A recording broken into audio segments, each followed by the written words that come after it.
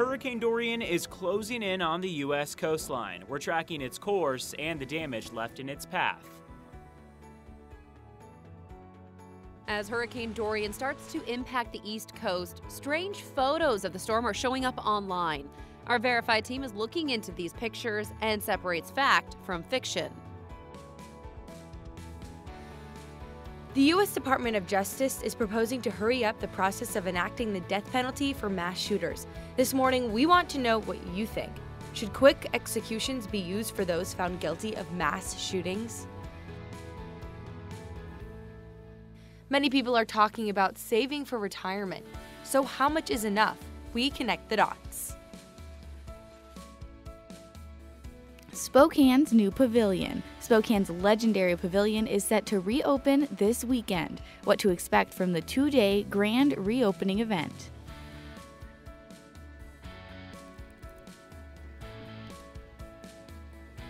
At 5 a.m. now on our Wednesday morning. Thanks so much for starting your morning with Up with KREM. I'm Jen York. We are starting with breaking news on Hurricane Dorian. Right now, we do want to give you a live look at Jacksonville, Florida. Hurricane Dorian is slowly moving up the East Coast right now. Right now is a Category 2 storm. There's that live look. You can see heavy surf. You can see the camera shaking there with the wind. The hurricane is dotting the U.S. shoreline with tropical storm conditions in what is expected to be a slow trip north. This morning, experts say more than 7,100 homes in the Florida area are without power. In the meantime, images are emerging from the Bahamas, and they're showing widespread devastation. The hurricane hit the area as a Category 5 storm. The hurricane battered the Bahamas for 48 hours. CBS reports thousands of homes are damaged. Experts say 7 people died as a result of the storm, and the death toll is expected to rise. We are in the midst of one of the greatest national crises in our country's history. The Walt Disney Company donated $1 million to relief efforts in the Bahamas. The Red Cross authorized $500,000 as well for the unfolding humanitarian crisis.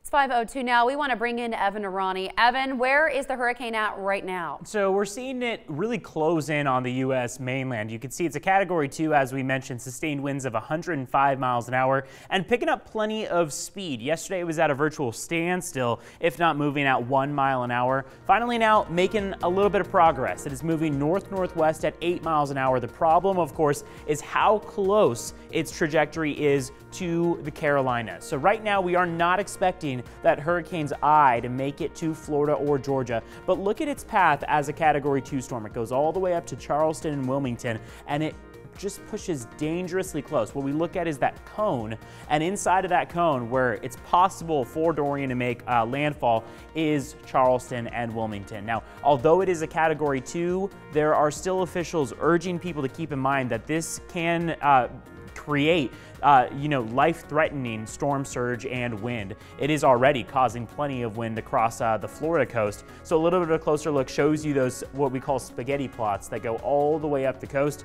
right into Wilmington. A couple of them push back out into the open ocean and push it all the way up to farther north toward Canada. So we're still kind of keeping an eye on where we see Dorian going, but right now a Category 2 storm, north-northwest progress at 8 miles an hour. Now here locally we're dealing with no inclement weather. It's another day of sunny skies for us locally in the northwest. Temperatures are going to make their way to the low 80s as opposed to upper 80s where we were yesterday. Sunny skies, 83 degrees is that afternoon high. We're looking out on satellite radar that shows a few thunderstorms were making their way through the western Montana area, but otherwise Washington and Idaho stay dry now to start off our Wednesday morning. Back to you, Jen.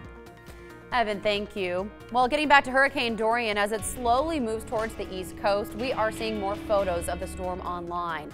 They claim to be from Dorian, but in reality, they are from older events or even photoshopped. We had our verified team look for the misleading pictures. Here's Jason Puckett.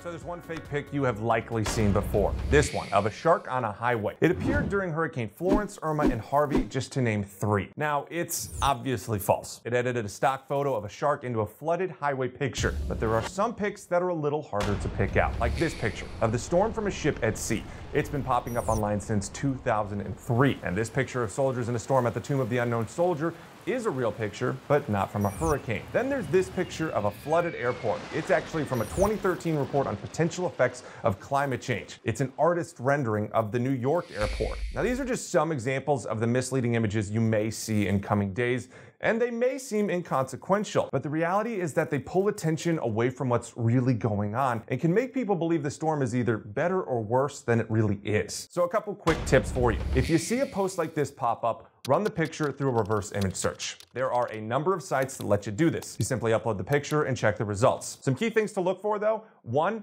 a lot of results. That means the photo likely isn't original and has appeared all over the internet. And 2, look for the posting date. If it was posted before the storm, you know it's not current. Finally, let us help. Send us an email or message and we'll verify any claims you may be seeing. With your Verify, I'm Jason Puckett. Jason, thank you. 5:05 now. A man is recovering this morning after suffering a medical emergency behind the wheel. Authorities say he suffered a seizure and crashed his car into a building on Spokane South Hill. KREM 2's Nicole Hernandez is joining us live from where the crash happened with more details. Good morning. Yeah, good morning, Jen. You can see the damage here on the pillar of the building of the STCU building here on 29th Avenue. And it all happened last night around 7:30 when a man lost control of his truck while he was driving because he had a seizure. And we don't have much information at this point, but what we do know is that Spokane police said the man who had the seizure is okay and nobody else got hurt in the accident. Somebody nearby saw the crash happen. They said the man hit 2 trash cans in someone's yard, drove up onto a sidewalk on the north side of the street, and then crossed the median and hit the bank's pillar here on the south side of the street.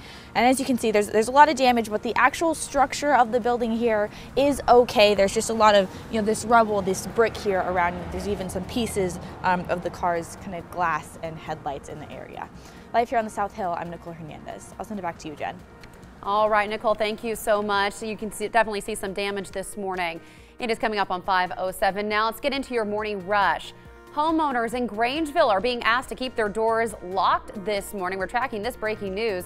That is the warning from the Idaho County Sheriff's Office. Deputies are searching for an armed suspect near Reservation Line Road. You may hear a helicopter this morning. An aerial search resumed at 5 a.m. They say homeowners should be cautious and report unusual activity to authorities. Crews are responding to a fire burning 5 miles northeast of Winthrop in Okanogan County. Washington DNR leaders say the Big Valley fire is about 10 acres in size. Highway 20 was closed briefly for that fire, but it is back open this morning. There is no word yet on how that fire started.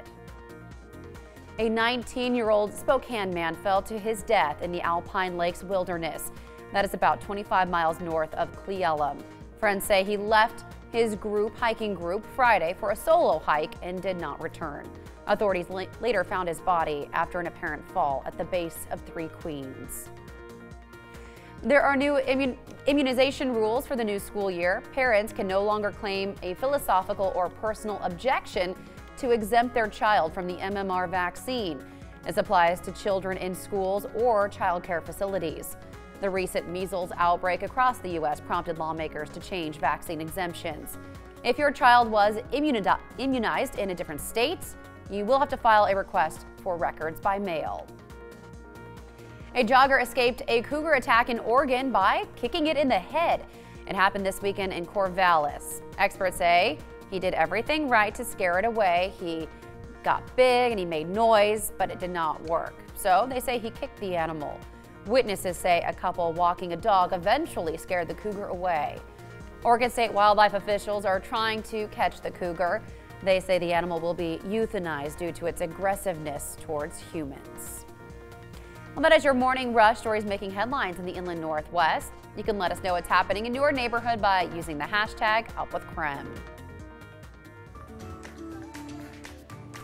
5:09 now. The U.S. Department of Justice is proposing expediting executions for convicted mass shooters.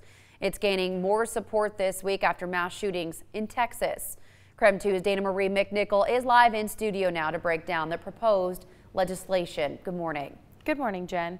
Well, the U.S. Department of Justice has drafted legislation to expedite executions of mass shooters. The Attorney General William Barr and Vice President Mike Pence have been collaborating on the legislation, according to Pence's Chief of Staff, Mark Short. But before we get into the details, I want you to take out your phone and vote in our live poll this morning. We want to know what you think. Should quick executions be used for those found guilty of mass shootings? You can vote all morning long. We'll continue this conversation. You can go on the KREM 2 mobile app or krem.com/vote, and we'll have those updates results for you every half hour. Expediting the executions of mass shooters would be done so that those who commit hate crimes and mass murders would face the death penalty quickly and without years of delay. The proposal is expected to be presented to Congress after the August recess as part of a legislative package focused on addressing gun violence. President Trump raised the idea of expediting the death penalty for such crimes following the recent 2 mass shootings in Odessa and El Paso, Texas, and in Dayton, Ohio. Now, this is a developing story, and we will make sure to keep you updated as we receive more information. But for right now, continue to vote in our poll all morning long. Right now, about 86% of you are saying yes. But for right now, we'll just send it back to you, Jen. All right, Dana Marie, thank you so much. Coming up on 5:11 now. Well, so they say bigger is better, and apparently a bigger smartphone may help you retain information. This is from a study at the University of Michigan. It found people with larger phone screens were less distracted when reading articles. A new study shows more people are having MRI and CT scans, even though physician groups recommend against it. Medical testing can lead to anxiety and radiation exposure. The latest research has one exception. Rates for CT scans in children are on the decline. And you may want to skip that extra can of soda today. New data links soda, both regular and diet, to an increased risk of death.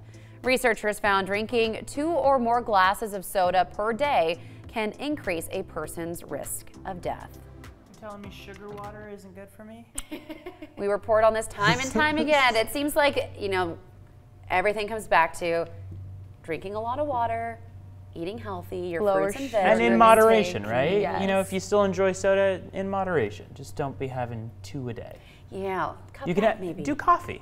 Yeah, or I do just caffeinated There we tea. go. There are alternatives. You'll be okay. There you go. I don't drink soda. I just... At all? No. Oh, that's pretty good. It's too sugary for me. I don't purchase soda like for my home, but when I go out sometimes I'll treat myself. Or right like there. if you just, I crave a Dr. Pepper or I Right. crave like a Sprite maybe once every couple months, and I'll just get like a big gulp and go for it. Again, in moderation, and you're not doing it every day. Which is a massive Exactly. Dr. Pepper. And then no more for like 3 months. Yeah. Back to it. All right, it is 5:12 now. Well, saving for retirement can sound daunting, especially after you hear this next bit. New reports say people should have $1.7 million in the bank by the age of 65. Coming up in the next 9 minutes, we connect the dots.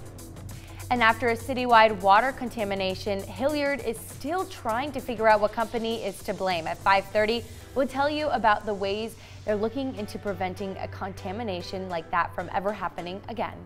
And this week we've been asking for your back to school photos. We received this photo from one of our KREM viewers, and these are her kids headed back to their first day of school in Post Falls. We're wishing them the best of luck on their school year, and if you've got photos of your own, send them our way. You can send them to the Up with KREM Facebook page, and you just might see them on the air. It's 5:13. We'll be right back after this.